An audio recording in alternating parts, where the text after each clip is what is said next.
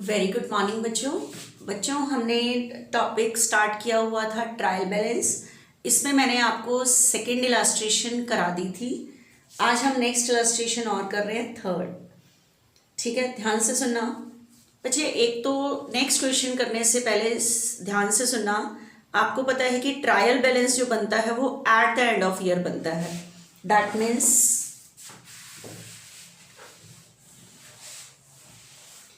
अगर उसने कहा है कि trial balance is prepare on 31 March 2018, साल का एंड ये है, इस डेट पे जो स्टॉक बचता है वो होता है क्लोजिंग स्टॉक। साल के एंड में जो स्टॉक बचता है वो क्लोजिंग स्टॉक होता है। लेकिन आपको पता है ये तो at the end of year है। इस सेशन की ओपनिंग डेट कौन सी होगी? 1 अप्रैल 2017। मतलब आपने जो अकाउंट बनाने स्टार्ट किए होंगे वहां यहाँ पे, और इस डेट पे क्लोज हो रहा है। तो 1 अप्रैल का जो स्टॉक होता है उसे हम कहते हैं ओपनिंग स्टॉक। ठीक है, ओपनिंग स्टॉक कहते हैं, और साल के एंड वाले स्टॉक को क्लोजिंग स्टॉक कहते हैं। तो देखना एक बारी ध्यान से, third illustration. From the following list of balances, आगे बुक खोल के बैठने हैं आपने, एक एक चीज मैं बताती जाऊंगी, उसके अकॉर्डिंग ट्रायल बैलेंस में लिखते जाना। From the following list of balances extracted from the books of Shri Balaji. कह रहा है ये जो बैलेंसेस की नीचे लिस्ट दी हुई है ये हमने कहां से ली है? बालाजी की बुक से एक्सट्रैक्ट निकाली है। And prepare a trial balance as at 31 March 2018। आपको इस डेट का ट्रायल बैलेंस बनाना है। तो आपको सबसे पहले दिया हुआ है stock on 1 April 2017। 1 April 2017 opening date है। इस डेट का स्टॉक ओपनिंग स्टॉक होता है, और ओपनिंग स्टॉक प्रोडक्शन के लिए यूज होता है, तो वो स्टॉक हमारे लिए एक्सपेंस हो जाता है। और एक्सपेंस का कौन सा बैलेंस होता है? डेबिट। तो ओपनिंग स्टॉक हमारे लिए एक्सपेंस होता है। तो आपने ट्रायल बैलेंस का पूरा फॉर्मेट बनाना है। नेम ऑफ अकाउंट का नाम स्टॉक ऑन 1 अप्रैल 2017 ही लिखना है, लेकिन इसका डेबिट बैलेंस। परचेज नेक्स्ट दिया हुआ है परचेज। बताओ, गुड्स परचेज करना मेरे लिए एक्सपेंस, एक्सपेंस का डेबिट बैलेंस, तो परचेज की अमाउंट भी डेबिट में। सेल्स, सेल करना मेरी इनकम, इनकम का क्रेडिट बैलेंस, तो ट्रायल बैलेंस में सेल लिख के इसकी अमाउंट को क्रेडिट में लिखना। कैरेज इनवर्ड, क्या होता है कैरेज इनवर्ड? ध्यान से सुनना। बेशक से कैरेज इनवर्ड हो या कैरेज आउटवर्ड हो, दो वर्ड आ रहे हैं बच्चे, एक तो carriage inward, inwards, and carriage outward.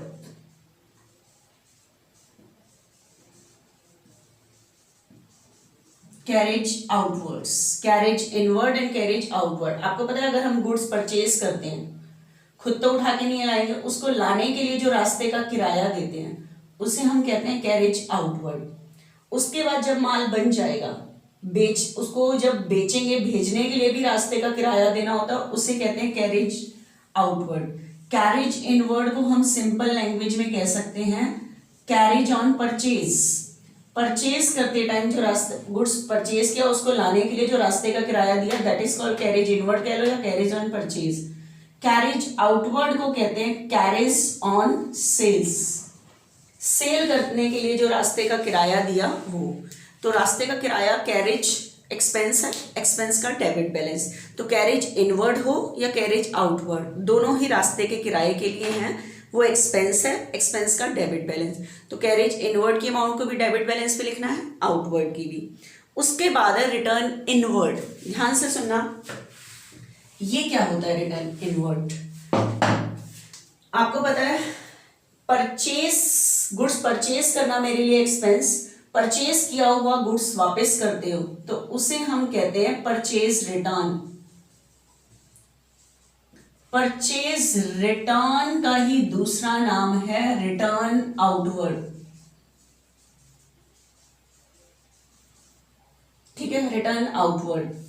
उसके बाद एक वर्ड और आता है सेल्स रिटर्न। सेल्स रिटर्न को हम, दूसरा नाम इसका है रिटर्न इनवर्ड, रिटर्न इनवर्ड्स। ठीक है, सेल रिटर्न का दूसरा नाम है रिटर्न इनवर्ड्स, तो रिटर्न इनवर्ड्स लिखा हुआ है। मतलब सेल रिटर्न।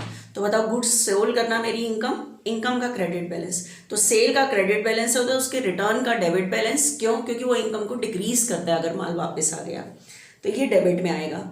रिटर्न इन आउटवर्ड कहते हैं परचेज रिटर्न को। गुड्स परचेज करना मेरे लिए एक्सपेंस, एक्सपेंस का डेबिट बैलेंस। लेकिन अगर परचेज किया हुआ गुड्स वापस करते हैं तो वो परचेज रिटर्न, तो ये एक्सपेंस डिक्रीज होता है, डिक्रीज पे क्रेडिट, तो ये क्रेडिट बैलेंस पे आएगा। डेटर, नेक्स्ट बैलेंस दिया हुआ है डेटर। डेटर बिजनेस की असेट, असेट का डेबिट बैलेंस। तो नेम ऑफ अकाउंट में लिख के बैलेंस डेबिट में लिखना। क्रेडिटर्स, क्रेडिटर बिजनेस की लाइबिलिटी, लाइबिलिटी का क्रेडिट बैलेंस, तो इसको क्रेडिट में लिखना। बैड डेट्स, पैसे डूबना मेरे लिए लॉस, और आपको पता है all the expenses and losses always shows debit balance, तो लॉस का डेबिट बैलेंस होता है। मतलब आप जो अकाउंट का नाम दिया हुआ नेचर देखो क्या है, एक्सपेंस है, इनकम है, असेट है, कैपिटल है, लाइबिलिटी है, क्या है। उसके बाद स्टेशनरी, स्टेशनरी पेन पेंसिल के लिए पे करना एक्सपेंस, एंड एक्सपेंस का डेबिट बैलेंस, तो स्टेशनरी को डेबिट। इंश्योरेंस पे खर्च करना, आपको पता है इंश्योरेंस फ्री ऑफ कॉस्ट नहीं होता, उसके लिए प्रीमियम देना होता है, तो इंश्योरेंस प्रीमियम मेरे लिए एक्सपेंस, एंड एक्सपेंस का डेबिट बैलेंस। वेजेस और सैलरी, ये भी मेरे लिए एक्सपेंस, एक्सपेंस का डेबिट बैलेंस। इन्वेस्टमेंट क्या होती है बच्चे, एक चीज़ बताओ, मेरे पास 5 लाख रुपीज़ हैं, या तो मैं उसे बैंक में जमा कराऊं, वो भी इन्वेस्टमेंट है, लेकिन मैंने 5 लाख का पैसा बैंक में जमा कराने की बजाय, वो तो बैंक बैलेंस हो जाएगा, लेकिन मैंने किसी कंपनी में के शेयर खरीद लिए। शेयर खरीदना मेरी इन्वेस्टमेंट है, मतलब मैंने अपने पैसे को बाहर इन्वेस्ट किया, शेयर में इन्वेस्ट किया। तो आपको पता है किसी कंपनी के शेयर खरीदना ये मेरी इन्वेस्टमेंट है, तो ये मेरी असेट है। देखो जैसे मैं बिल्डिंग खरीदती हूँ, ये भी मेरी असेट है। किसी कंपनी के शेयर खरीदना, उस असेट के लिए वर्ड यूज करते हैं इन्वेस्टमेंट, तो इन्वेस्टमेंट मेरी असेट होती है, ठीक है। तो असेट का डेबिट बैलेंस।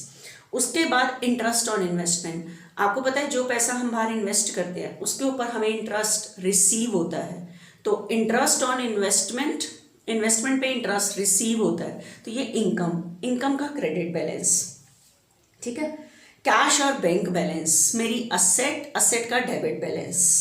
प्रीमिसेस कहते हैं बिल्डिंग को, बिल्डिंग असेट, असेट का डेबिट बैलेंस, मतलब मैं आपको बताती जा रही हूँ ये कहाँ कहाँ आएंगे। फिक्सचर्स, इलेक्ट्रॉनिक आइटम्स, ये फैन खरीदना, सीलिंग फैन, कूलर, ये सारे इलेक्ट्रॉनिक आइटम को हम कहते हैं fixtures, asset, debit balance. Miscellaneous expense, कोई भी छोटा मोटा एक्सपेंस, डेबिट। मिसलेनियस इनकम, कोई भी छोटी मोटी इनकम, इनकम का तो क्रेडिट बैलेंस ही होता है। Loan from ICICI bank, bank से लोन मेरी लाइबिलिटी है, लाइबिलिटी का क्रेडिट बैलेंस।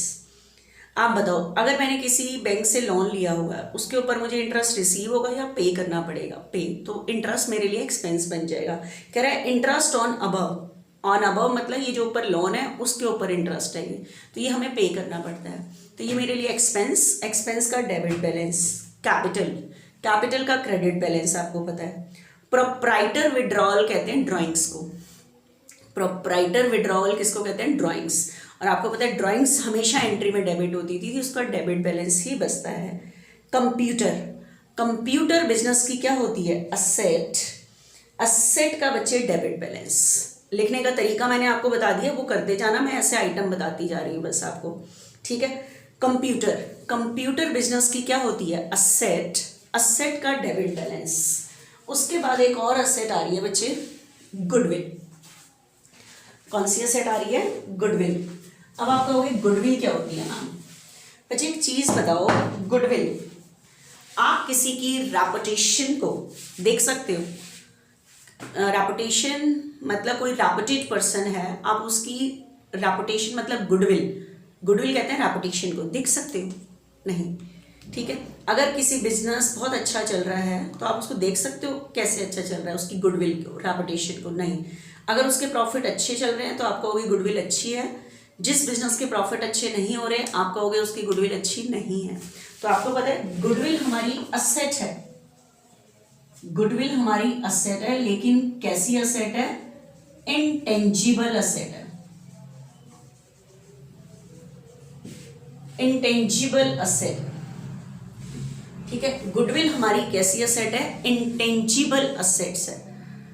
इंटेंजिबल असेट्स ठीक है, गुडविल हमारी कैसी असेट है? इंटेंजिबल असेट है। Intangible asset that means can't be seen, can't be touch, जिसे ना हम देख सकते हैं ना टच कर सकते हैं। ओनली कैन बी फील, जिसे सिर्फ हम फील कर सकते हैं। जैसे रेपुटेशन है, आप नहीं देख सकते किसी की रेपुटेशन को, ठीक है। तो गुडविल हमारी असेट है लेकिन इंटेंजिबल। टेंजिबल होती है, can be seen, can be touch, जैसे फर्नीचर है उसको आप देख भी सकते हो, टच भी कर सकते हो, वो टेंजिबल है। लेकिन जिन असेट को आप देख नहीं कर सकते, टच नहीं कर सकते, वो इंटेंजिबल, लाइक गुडविल। नेक्स्ट, अब देखना आपको नेक्स्ट दिया हुआ है स्टॉक ऑन 31 मार्च 2018। 1 अप्रैल वाला स्टॉक ओपनिंग स्टॉक, 31 मार्च का जो स्टॉक होता है वो क्लोजिंग स्टॉक। लेकिन इस स्टॉक ऑन 31 मार्च 2018 के आगे लिखा हुआ है 31 मार्च का जो स्टॉक होता है वो क्लोजिंग स्टॉक होता है, लेकिन इसके आगे लिखा हुआ है नॉट एडजस्टेड। आपको पता है नॉट एडजस्टेड क्लियर लिखा हुआ है। नॉट एडजस्टेड मतलब नॉट ब्रॉट इनटू अकाउंट, मतलब इसे अकाउंट में नहीं लिया गया। अकाउंट में नहीं लिया गया मतलब इसकी एंट्री नहीं हुई। ये जो आपको क्लोजिंग स्टॉक के आगे नॉट एडजस्टेड लिखा हुआ है मतलब इसे अकाउंट में नहीं लिया गया। अकाउंट में नहीं लिया गया मतलब इसकी जर्नल एंट्री नहीं हुई। तो आपको पता है अगर जिस चीज की जर्नल एंट्री नहीं हुई तो वो लेजर में भी नहीं आया होगा। जिसकी एंट्री, क्योंकि प्रोसेस होती है, पहले एंट्री होती है, एंट्री से लेजर में आता है, बैलेंस बचता है, बैलेंस ही तो ट्रायल बैलेंस में आएगा। लेकिन इसके आगे लिखा हुआ क्लोजिंग स्टॉक के आगे not adjusted. Not adjusted that mean not brought into account, इसे अकाउंट में नहीं लिया गया। अकाउंट में नहीं लिया गया इसका मतलब इसकी एंट्री नहीं हुई। एंट्री नहीं हुई तो ये लेजर में नहीं आया। लेजर में नहीं आया तो ये ट्रायल बैलेंस में कैसे आ सकता है? तो इसके आगे लिखा हुआ है नॉट एडजस्टेड मतलब इसकी एंट्री नहीं हुई। जनरल एंट्री नहीं हुई तो लेजर में नहीं आएगा। लेजर में पोस्टिंग नहीं हुई तो ये इसका बैलेंस कैसे बच सकता है? तो इसे ट्रायल बैलेंस में भी नहीं दिखाते इसीलिए। क्लियर और नॉट? तो इसे ट्रायल बैलेंस में नहीं दिखाना। इनपुट आईजीएसटी, आपको पता है परचेज करते टाइम जो जीएसटी पे करते हैं ये एज ए एक्सपेंस पे नहीं करते, एडवांस टैक्स दे के आ रहे होते हैं। तो एडवांस पे करना मेरे लिए असेट, असेट का डेबिट बैलेंस, तो इनपुट वाला डेबिट में आता है। आउटपुट आईजीएसटी, सेल करते टाइम हमने टैक्स कलेक्ट किया है लेकिन जो हमने कलेक्ट किया उसे कहते हैं आउटपुट आईजीएसटी। आउटपुट आईजीएसटी मेरी लाइबिलिटी होती है क्योंकि मुझे गवर्नमेंट ऑफिस में पे करना होता है, ठीक है। तो ये इसका क्रेडिट बैलेंस। तो ये सारा लाइन से जो मैंने सारा आपको समझाया क्वेश्चन, ये आप इसका पूरा करना और ट्रायल बैलेंस के दोनों साइड का टोटल मैच कर जाएगा अभी भी। और ट्रायल बैलेंस के दोनों साइड का टोटल मैच करने का मतलब this shows the accuracy of your account, ठीक है। तो आप इससे 3rd इलस्ट्रेशन कर लेना, फिर नेक्स्ट लेक्चर में हम 4th और करते हैं।